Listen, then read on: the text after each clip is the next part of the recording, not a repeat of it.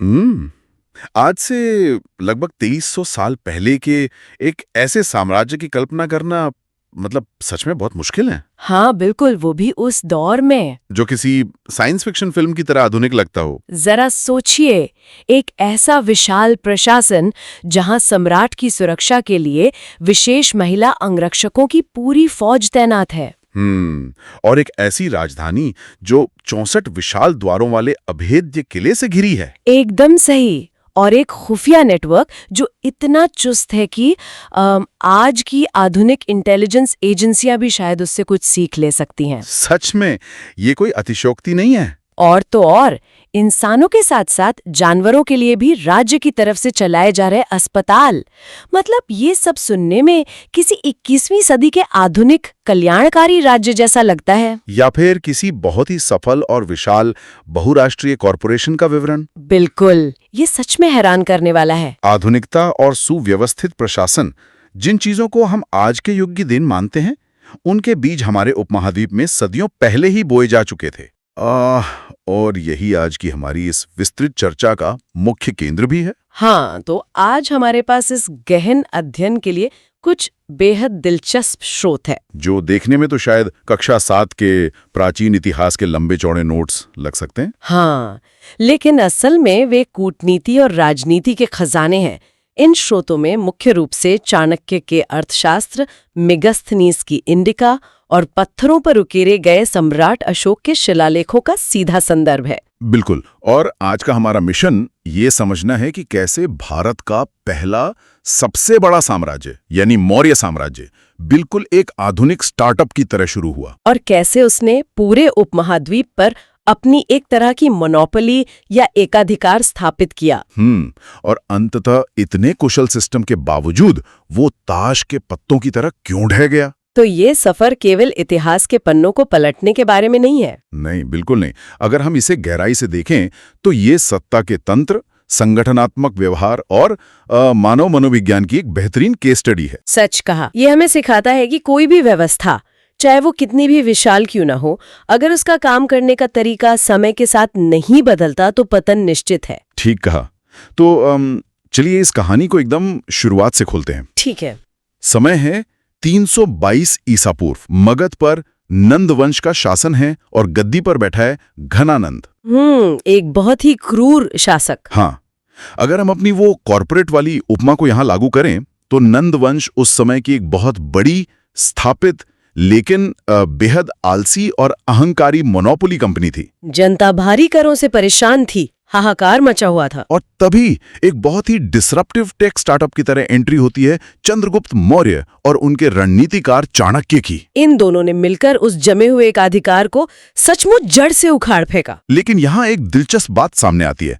जब मैं स्रोतों में चंद्रगुप्त के बैकग्राउंड को देख रही थी तो मुझे बहुत विरोधाभास दिखा। हाँ, ये एक बहुत ही जटिल पहेली है। उत्पत्ति को लेकर अलग अलग प्राचीन ग्रंथ एकदम अलग दावे करते हैं, मतलब कोई एक स्पष्ट कहानी नहीं है। बिल्कुल नहीं। देखिए, विशाखदत्त के मुद्रा राक्षस और कुछ ब्राह्मण ग्रंथों में उन्हें वृषल या निम्नकुल का कहा गया है। क्षेमेंद्र अपनी बृहद कथा मंजरी में उन्हें शूद्र बताते हैं। अच्छा, लेकिन मैंने पढ़ा था कि कुछ ग्रंथ उन्हें उच्च कुल का मानते हैं। आप सही कह रही हैं। अगर हम बौद्ध ग्रंथों जैसे दीपवंश और महावंश या जैन ग्रंथों की ओर मुड़ते हैं तो वे उन्हें उच्च कुल या क्षत्रिय मानते हैं, और जूनागढ़ अभिलेख उन्हें वैश्य बताता है। ये तो ऐसा है जैसे आज के समय में किसी सफल कंपनी के फाउंडर की कहानी को हर पीआर एजेंसी अपने अपने हिसाब से लिख रही हो। हाँ, बिल्कुल सटीक तुलना है। लेकिन सच कहूं तो एक स्टार्टअप के लिए फाउंडर का बैकग्राउंड उतना मायने नहीं रखता जितना उसका बिजनेस मॉडल मायने रखता है। और चंद्रगुप्त के पास जो मॉडल था उसका पूरा ब्लूप्रिंट चाणक्य ने तैयार किया था, जिसे हम अर्थशास्त्र के नाम से जानते हैं। अब नाम से तो ऐसा लगता है जैसे ये सिर्फ इकोनॉमी या फाइनेंस की कोई किताब होगी। और यहीं पर सबसे बड़ी गलतफहमी होती है लोगों को। कैसे? अर्थशास्त्र केवल धन या अर्थव्यवस्था का शास्त्र नहीं है।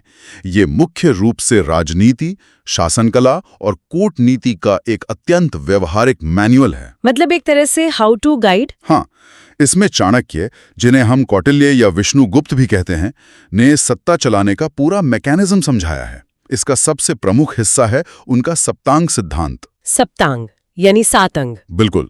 कौटिल्य ने राज्य की तुलना एक जीवित शरीर से की और बताया कि इसके 7 महत्वपूर्ण अंग होते हैं। तो ये किसी कॉर्पोरेट स्ट्रक्चर जैसा ही हुआ ना? एकदम। इसे ऐसे समझिए, पहला अंग है स्वामी यानी राजा, जो कंपनी का सीईओ हो गया। हाँ। दूसरा अमात्य यानी मंत्री और अधिकारी, जो आपकी मैनेजमेंट टीम और बोर्ड ऑफ डायरेक्टर्स हैं। तार्किक है। तीसरा जनपद, जो आपका बाजार, क्षेत्र और जनता है। चौथा दुर्ग यानी किले, जो आपका इंफ्रास्ट्रक्चर और सुरक्षा है। और पांचवा कोष यानी खजाना, जो आपका कैपिटल या फंड है। छठा दंड या सेना, और 7वां मित्र यानी आपके सहयोगी या विदेशी साझेदार। अरे वाह, ये ढांचा तो बहुत ही सॉलिड है।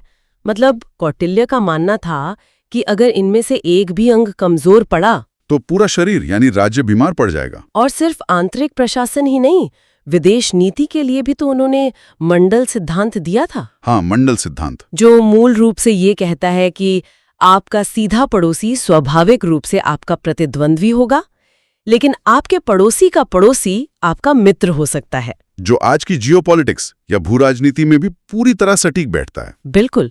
और इस कूटनीति का सबसे बेहतरीन व्यवहारिक उदाहरण हमें 305 ईसा पूर्व में देखने को मिलता है, जब चंद्रगुप्त मौर्य का सामना सिकंदर के पूर्व सेनापति और यूनानी शासक सेल्यूकस निकेटर से होता है। वो एक ऐतिहासिक टकराव था। युद्ध होता है, सेल्यूकस हारता है, और उसके बाद जो शांति संधि होती है वो मुझे पूरी तरह हैरान कर देती है। उस संधि के परिणाम सच में अभूतपूर्व थे। मैं उसी पर आ रही हूँ। स्रोत बताते हैं कि संधि के तहत चंद्रगुप्त को काबुल, कंधार, हेरात और मकरान जैसे 4 विशाल प्रांत मिले। बहुत बड़ा भूभाग था वो। और साथ ही सेल्यूकस की बेटी हेलेना से उनका विवाह भी हुआ। लेकिन इस सब के बदले में चंद्रगुप्त ने सेल्यूकस को क्या दिया? 500 हाथी। हाँ, 500 हाथी। रुके, क्या? मतलब ये गणित मुझे समझ नहीं आ रहा है। 500 जानवरों के बदले 4 पूरे देश और एक वैवाहिक गठबंधन, ये सौदा काम कैसे कर रहा था? सुनने में अजीब जरूर लगता है, लेकिन अगर हम उस समय की सैन्य तकनीक के काम करने के तरीके को समझें तो ये कूटनीति का एक मास्टर स्ट्रोक था। वो कैसे? हाथियों में ऐसा क्या खास था? देखिए, आज के समय में जो अहमियत न्यूक्लियर पनडुब्बियों या अत्याधुनिक लड़ाकू विमानों की है, अच्छा, उस युग में वही अहमियत हाथियों की थी। वे प्राचीन दुनिया के टैंक थे। ओह, तो सेल्यूकस को इन टैंकों की जरूरत थी। बिल्कुल। सेल्यूकस को पश्चिमी एशिया में अपने अन्य यूनानी प्रतिद्वंदियों से एक बड़ा युद्ध लड़ना था, जिसके लिए उसे इन हाथियों की सख्त जरूरत थी। और चंद्रगुप्त का क्या फायदा था? चंद्रगुप्त को अपने साम्राज्य की उत्तर पश्चिमी सीमाओं को हमेशा के लिए सुरक्षित करना था। 500 हाथियों के बदले इतना बड़ा भूभाग लेना चंद्रगुप्त की कूटनीतिक जीत थी। और सेल्यूकस के लिए ये अपने अस्तित्व को बचाने का एक जरूरी सौदा था। कमाल है। हाँ, दोनों को जो चाहिए था वो मिल गया। यानी बातचीत की मेज पर भी ये स्टार्टअप पूरी तरह से हावी था। और जब ये साम्राज्य स्थापित हो गया तो उनका हेडक्वार्टर भी उसी स्तर का भव्य होना चाहिए था। बिल्कुल।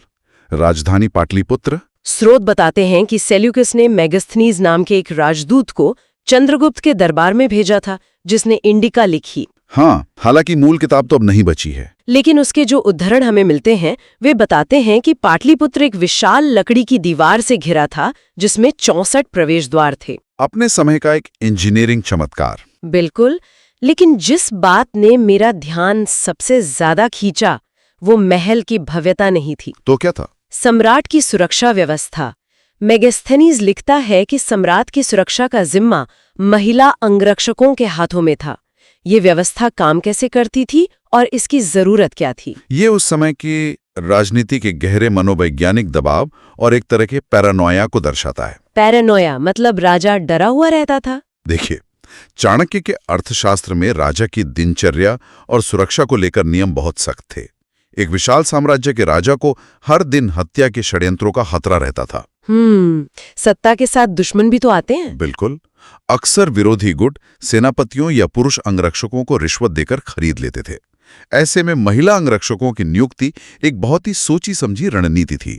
मतलब महिलाओं पर ज्यादा भरोसा था। हाँ, महल के अंदरूनी हिस्सों में जहां राजा सबसे अधिक असुरक्षित होता था, इन महिलाओं को विशेष रूप से हथियारों की ट्रेनिंग देकर तैनात किया जाता था।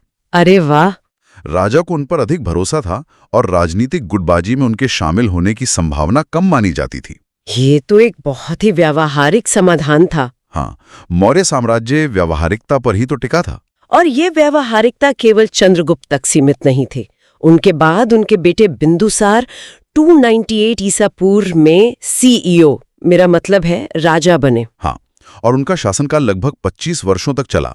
हमारे स्रोत बिंदुसार के समय की एक बहुत ही अजीब विदेशी कूटनीति का जिक्र करते हैं। आप सीरिया वाले पत्र व्यवहार की बात कर रही हैं ना? एकदम।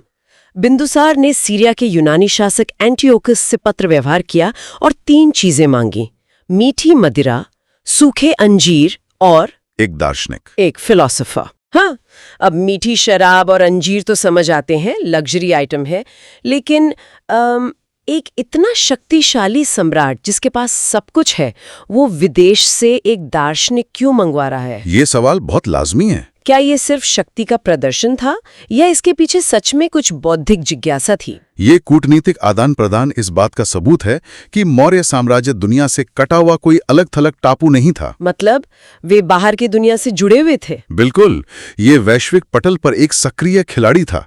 दार्शनिक की मांग करना दरबार की गहरी बौद्धिक जिज्ञासा को दिखाता है। वे जानना चाहते थे कि बाहर क्या चल रहा है। हाँ, वे जानना चाहते थे कि यूनानी दर्शन, जो उस समय पूरी दुनिया में मशहूर हो रहा था, उनके अपने राजनीतिक और दार्शनिक विचारों से कितना अलग है। तो क्या सीरिया के शासक ने दार्शनिक भेज दिया? नहीं, सीरिया के शासक ने शराब और अंजीर तो भेज दिए, लेकिन दार्शनिक भेजने से यह कहकर मना कर दिया कि यूनानी कानून इंसानों के व्यापार की इजाजत नहीं देता। ओहो, लेकिन ये संवाद ही अपने आप में बहुत कुछ कहता है। बिल्कुल, ये बताता है कि दोनों साम्राज्यों के बीच संचार के चैनल कितने परिपक्व और नियमित थे। चलिए, अब हम इस साम्राज्य की कहानी के सबसे बड़े बदलाव की ओर बढ़ते हैं।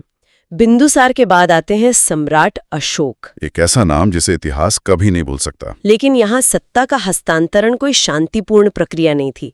स्रोत काफी खौफनाक दावे करते हैं। हाँ, अगर हम बौद्ध ग्रंथों जैसे दीपवंश और महावंश को देखें तो उनका दावा है कि 269 ईसा पूर्व में अशोक ने अपने 99 भाइयों को मारकर गद्दी हथियाई थी। बाप रे, 99 भाई! हाँ, उन्हें शुरुआत में उनकी क्रूरता के कारण चंडाशोक कहा गया था। और फिर आता है 261 ईसा पूर्व का वो भयानक कलिंग युद्ध, इतिहास के सबसे खूनी युद्धों में से एक। और हमारे स्रोत बताते हैं कि इस युद्ध में लगभग 1 लाख लोगों की जान गई और 1.5 लाख लोग बंदी बनाए गए। और अगर हम उस समय की वैश्विक आबादी के अनुपात में से देखें तो एक अकल्पनीय और भयावह नरसंहार था। सच में रोंगटे खड़े कर देने वाला आंकड़ा है। और इसी नरसंहार ने इतिहास के सबसे बड़े वैचारिक बदलाव को जन्म दिया।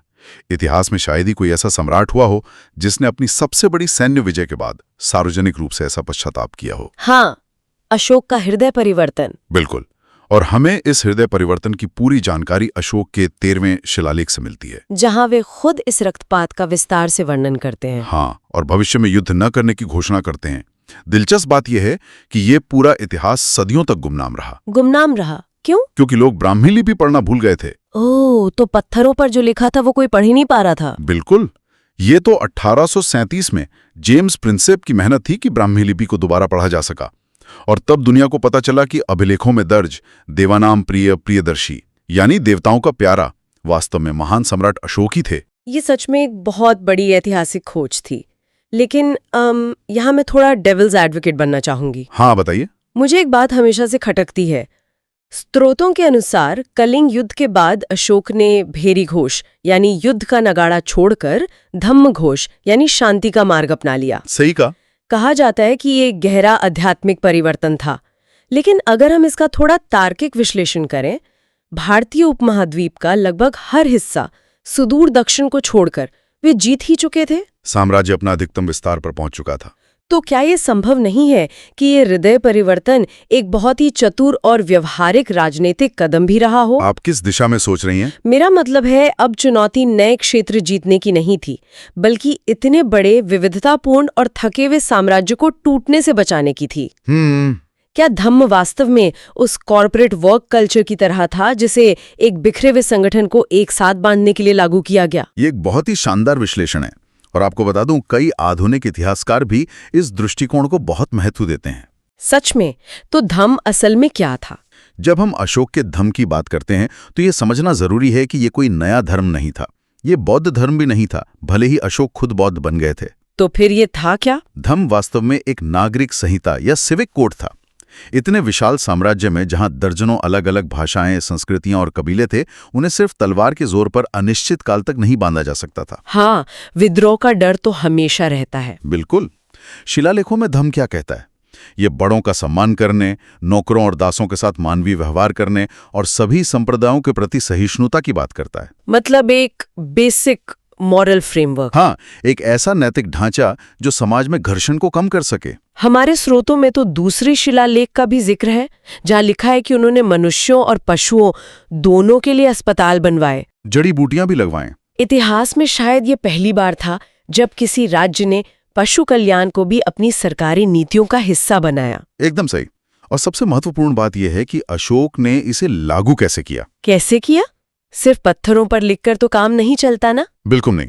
इसके लिए उन्होंने धम्म महामात्रों की एक पूरी नई फौज खड़ी की। धम्म महामात्र, ये कौन थे? ये ऐसे विशेष अधिकारी थे जिनका काम सिर्फ ये देखना था कि साम्राज्य में सहिष्णुता और धम्म के नियमों का पालन हो रहा है या नहीं। अरे वाह, मतलब आज की भाषा में कहें तो ये कंप्लायंस ऑफिसर थे। हाँ, जो बिना हथियारों के जनता के दिमाग और दिल पर राज्य का प्रभाव बनाए रखते थे। तो एक तरफ हमारे पास अशोक का ये शांतिपूर्ण कल्याणकारी धम्म है और दूसरी तरफ इस इतने बड़े तंत्र को चलाने के लिए एक बेहद कसी हुई नौकरशाही, जिसे हम ब्यूरोक्रेसी कहते हैं। स्रोत बताते हैं कि मौर्यकालीन केंद्रीय प्रशासन 18 तीर्थों या विभागाध्यक्षों में बंटा हुआ था। सोचिए, आज की कॉर्पोरेट दुनिया के अलग अलग विभागों की तरह मौर्य काल में भी हर काम के लिए एक विशेष मंत्री था। हाँ, ये प्रशासन का एक अत्यंत जटिल जाल था जो ऊपर से नीचे तक जुड़ा था। कुछ उदाहरण देंगे? जैसे समाहर्ता का पद, जो पूरे साम्राज्य का मुख्य कर संग्राहक या रेवेन्यू सेक्रेटरी होता था। सन्निधाता, खजाने का प्रभारी था, मतलब फाइनेंस मिनिस्टर। हाँ। प्रदेष्टा, फौजदारी मामलों को देखता था और कर्मांतिक, उद्योगों और कारखानों का प्रमुख होता था। और इस पूरी नौकरशाही पर नजर कौन रखता था? इस पूरी नौकरशाही को एक साथ पिरोने का काम करता था उनका जासूस नेटवर्क। जासूसों की भी अलग अलग श्रेणियां थीं। अच्छा, इसमें भी विभाग थे। हाँ, कुछ स्थायी रूप से एक जगह रहकर काम करते थे जिन्हें संस्था कहा जाता था, और कुछ पूरे साम्राज्य में घूमते रहते थे जिन्हें संचार कहते थे। कमाल है। इस नेटवर्क के कारण राजधानी में बैठे राजा तक गांवों के स्तर की सूचनाएं भी बेहद तेजी से पहुंचती थीं। ये सब इतना परफेक्ट लगता है। एक कुशल नौकरशाही, एक स्पष्ट विदेश नीति, एक मजबूत अर्थव्यवस्था और एक सामाजिक कल्याण का ढांचा, एक आदर्श राज्य की तरह। लेकिन फिर वही सवाल आकर खड़ा हो जाता है, इतने सुव्यवस्थित सिस्टम वाले इस अजेय साम्राज्य का अंततः पतन कैसे हो गया? यह इतिहास का सबसे बड़ा सवाल है। स्रोत स्पष्ट करते हैं कि 185 ईसा पूर्व में अंतिम मौर्य शासक बृहद्रथ की उसी के ब्राह्मण सेनापति पुष्यमित्र शुंग ने एक परेड के दौरान हत्या कर दी। इतना बड़ा और मजबूत ढांचा अचानक कैसे गिर गया? देखिए, किसी भी विशाल व्यवस्था का पतन रातों रात या किसी एक कारण से नहीं होता। इसके पीछे कई परतें होती हैं। तो इतिहासकार इसके बारे में क्या कहते हैं? हमारे स्रोतों में अलग अलग इतिहासकारों के दृष्टिकोण दिए गए हैं। हम किसी एक का पक्ष लिए बिना उन सब पर नजर डाल सकते हैं। ठीक है, बताइए। उदाहरण के लिए, इतिहासकार हेमचंद्र राय चौधरी इस पतन का कारण अशोक की अहिंसक नीति को मानते हैं। मतलब सेना का कमजोर होना। हाँ, उनका तर्क है कि जब आप दशकों तक कोई युद्ध नहीं लड़ते और सेना को केवल शांति बनाए रखने के काम में लगा देते हैं, तो सेना की धार कुंद हो जाती है और उनका मनोबल गिर जाता है। ये तर्क तो समझ में आता है, लेकिन इतने बड़े साम्राज्य को चलाने के लिए जो भारी भरकम पैसा चाहिए, क्या वो भी एक समस्या बनी? आप आर्थिक संकट की बात कर रही हैं? हाँ, डीडी कोसाम्बी का दृष्टिकोण शायद इसी तरफ इशारा करता है ना? सटीका। डीडी कोसाम्बी इसे मुख्य रूप से एक आर्थिक संकट के नजरिए से ही देखते हैं। आप ही सोचिए, इतनी भारी भरकम नौकरशाही का वेतन, एक विशाल सेना का रखरखाव, और उस पर अशोक द्वारा किए गए दान पुण्य, हजारों स्तूपों और अस्पतालों का निर्माण। बिल्कुल, इन सब ने राजकोष पर भारी दबाव डाला होगा। खर्चों को पूरा करने के लिए अंततः करों का बोझ बढ़ाना पड़ा होगा, जिससे अर्थव्यवस्था छरमरा गई, जागर करती हैं। जो कि अति केंद्रीकरण था। हाँ, उनका मानना है कि मौर्य प्रशासन बहुत अधिक सेंट्रलाइज था। पूरी मशीनरी इस बात पर निर्भर थी कि ऊपर बैठा राजा कितना सक्षम है। मतलब जब तक चंद्रगुप्त या अशोक जैसे मजबूत सीईओ थे, कंपनी बढ़िया चली। एकदम सही। जब तक मजबूत फैसले लेने वाले राजा थे, नौकरशाही ने शानदार काम किया। लेकिन अशोक के बाद जब कमजोर उत्तराधिकारी आए तो वही प्रशासन पंगु हो गया। क्योंकि ऊपर से कोई निर्देश नहीं मिल रहा था। हाँ, अधिकारियों में अपने स्तर पर फैसले लेने की या राष्ट्रीय चेतना की भावना नहीं थी।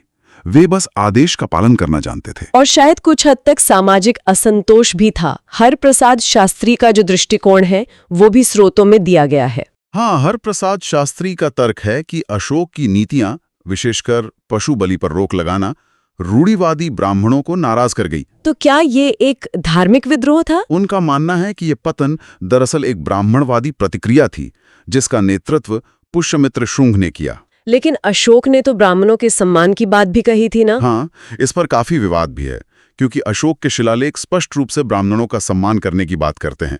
लेकिन हम जानते हैं कि नीति और उसकी जमीनी असर में अक्सर बहुत फर्क होता है। तो इस सब का अर्थ क्या निकलता है? अगर हम आज की इस पूरी चर्चा को समेटें तो हम देखते हैं कि मौर्य साम्राज्य का सफर एक महाकाव्य जैसा है। बिल्कुल। चंद्रगुप्त की एक स्टार्टअप की तरह शुरुआत और चाणक्य की बेजोड़ रणनीति से एक एकाधिकार स्थापित करना, मेगास्थनीज द्वारा देखा गया वो भव्य प्रशासन और कूटनीति, और फिर अशोक जिसने सत्ता के चरम पर यह महसूस किया कि सबसे स्थायी जीत तलवारों से नहीं बल्कि विचारों से हासिल होती है, और जिसने धम्म के माध्यम से साम्राज्य को एक सूत्र में बांधने का प्रयास किया। लेकिन अंततः सत्ता का अति केंद्रीकरण और आर्थिक दबाव उस विशाल ढांचे को ले डूबे। हाँ, और इस चर्चा के अंत में मैं एक ऐसे विचार की ओर ध्यान खींचना चाहूंगा जो हम सभी को गहराई से सोचने पर मजबूर करता है। वो क्या है?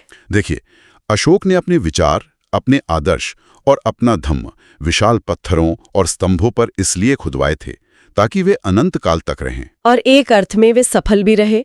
उनके संदेश आज भी हमारे बीच जीवित हैं। हाँ, लेकिन ये कितनी बड़ी विडंबना है कि वो विशाल साम्राज्य, जिसके पास दुनिया की बेहतरीन नौकरशाही और जासूस नेटवर्क था, वो महान अशोक के जाने के केवल 50 साल के भीतर ही पूरी तरह से खत्म हो गया। बाप रे, ये सच में एक बहुत बड़ा विरोधाभास है। पत्थर बच गए लेकिन साम्राज्य मिट गया। और यही वो सवाल है जो आज के हमारे बड़े संगठनों, कॉरपोरेशंस और राष्ट्रों पर भी लागू होता है कि क्या कोई व्यवस्था एक व्यक्ति के बिना चल सकती है? बिल्कुल। क्या कोई भी व्यवस्था जो केवल एक महान व्यक्ति के नैतिक परिवर्तन या उसकी व्यक्तिगत क्षमता पर टिकी हो, वो उस व्यक्ति के बिना लंबे समय तक जीवित रह सकती है? या फिर सच्चे और स्थायी बदलाव के लिए महान व्यक्तियों से ज्यादा मजबूत और स्वतंत्र संस्थाओं का होना जरूरी है।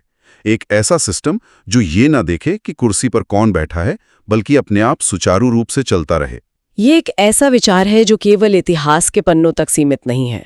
अगर हम सोचें तो ये आज के हमारे समाज और हमारे आसपास के तंत्र पर भी उतना ही लागू होता है। महान व्यक्ति जरूरी हैं या मजबूत संस्थाएं? यही सोचने वाली बात है। हम इस विचार को यहीं छोड़ते हैं ताकि इस पर और गहराई से चिंतन किया जा सके। उस विशाल मशीनरी की नींव में असल में क्या होना चाहिए जिसे हम साम्राज्य या संगठन कहते हैं, ये सोचना हम सभी का काम है।